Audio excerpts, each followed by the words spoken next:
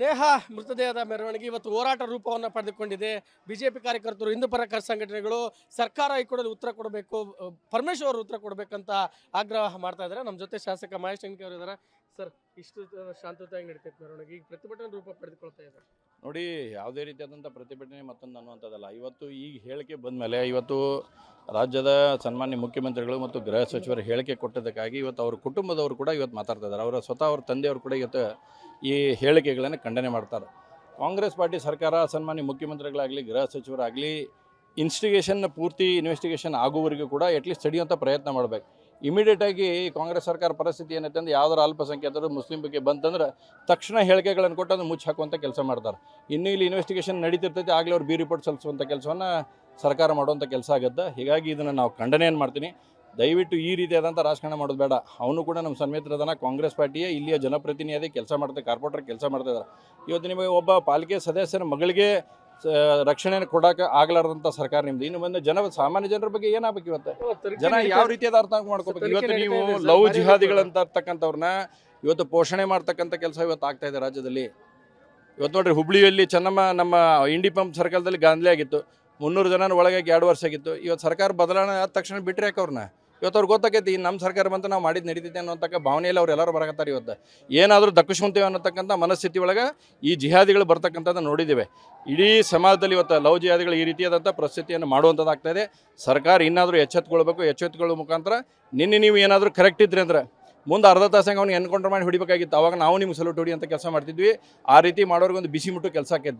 ಅದನ್ನ ಬಿಟ್ಟು ನಾವು ತನಿಖೆ ಮಾಡ್ತೀವಿ, ಅದನ್ನು ಮಾಡ್ತೀವಿ ಅಂತ ಹೇಳಿದ್ರೆ ಕಾರಣಕ್ಕೆ ತಿರುಗಿಸ್ತಾ ಇದ್ದಾರೆ ಅಂತ ನೋಡಿ. ಒಂದು ಹೇಳ್ತೇನೆ, ಸರ್ಕಾರ ಯಾವಾಗಲೂ ಅಲ್ಪಸಂಖ್ಯಾತರದ್ದು ಮುಸಲ್ಮಾನ ವಿಷಯ ಬಂದ ತಕ್ಷಣ ಸನ್ಮಾನ್ಯ ಮುಖ್ಯಮಂತ್ರಿಗಳಾಗಲಿ ಗೃಹ ಸಚಿವರಾಗಲಿ ಟಕ್ ಅಂತ ಹೊಳಿಸಿಬಿಡ್ತಾರೆ. ಅದನ್ನ ವೈಯಕ್ತಿಕ ವಿಷಯ, ಲವ್ ಇತ್ತು, ಏನು ಬಂದು ನೋಡ್ಯಾರ ಇವ್ರು ಲವ್ ಇತ್ತು ಅಂತೇಳಿ.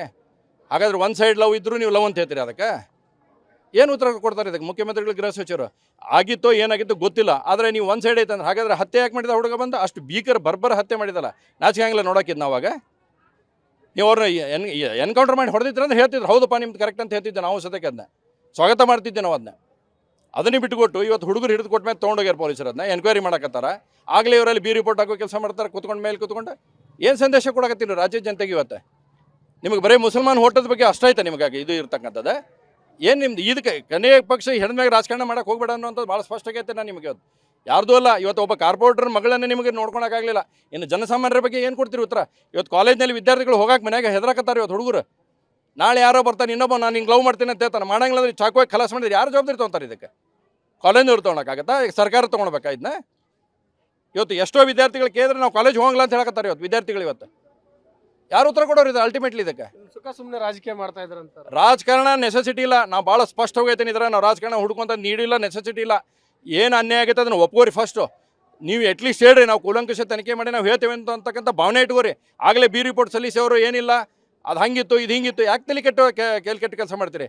ಇವತ್ತು ಅವ್ರ ಮನೆಯಲ್ಲಿ ಮಗಳನ್ನ ಕಳ್ಕೊಂಡ್ರ, ಅವ್ರ ದುಃಖದ ಮಡುವಿನಲ್ಲಿದ್ದಾರೆ. ಅವ್ರಿಗೆ ನೀವು ಹೇಳ್ತೀರಿ ಇಲ್ಲ ಲವ್ ಇತ್ತು ಅದಿತ್ತು ಅಂತಂದರೆ ತನಿಖೆನ ಪೂರ್ಣಗೊಳಿಸಿರಿ. ನೀವು ನೋಡೋಣ ಗೊತ್ತಾಗಲಿಲ್ಲ ನಮಗೆ, ನಾವೇನು ಅದ್ರ ಬಗ್ಗೆ ಇಲ್ಲ. ಎಲ್ಲ ನಿಮ್ಮ ಕೈ ಆಗೈತಿ, ಪೊಲೀಸರು ನಿಮ್ಮ ಕೈ ಆಗಿದ್ದಾರೆ, ಸರ್ಕಾರ ನಿಮ್ಮ ಕೈ ಆಗೈತಿ. ತನಿಖೆಗೊಳಿಸ್ರಿ, ಸತ್ಯಾಂಶ ಹೊರ ಬರಲಿ, ನಾವೇನು ಅದ್ರ ಬಗ್ಗೆ ಇಲ್ಲ ಅಂತ ಹೇಳಂಗಿಲ್ಲ. ಆದರೆ ಈ ರೀತಿಯಾದಂಥ ಬರ್ಬರ ಹತ್ಯೆ ಇವತ್ತು ಲವ್ ಜಿಹಾದಿ ಇಡೀ ರಾಜ್ಯದಲ್ಲಿ ಹೊತ್ತು ಉರಿಯಾಗತೈತಿ. ಇವತ್ತು ಎಲ್ಲ ಕಡೆನೂ. ನಿನ್ನೆ ಸಾಯಂಕಾಲ ಕೂಡ ಇನ್ನೊಂದು ಕೇಸ್ ಆಗೈತೆ ಹುಬ್ಬಳ್ಳಿಯಾಗೆ, ಅದು ಗೊತ್ತೈತಿಲ್ಲ. ಅದಕ್ಕೊಂದು ಏನು ಹೊಸ ಬಣ್ಣ ಕಟ್ತಾರೆ ನೋಡು. ಇದೊಂದು ಮಹೇಶ್ ಶಂಕರ್ ಆಕ್ರೋಶದ ನುಡಿಗಳು.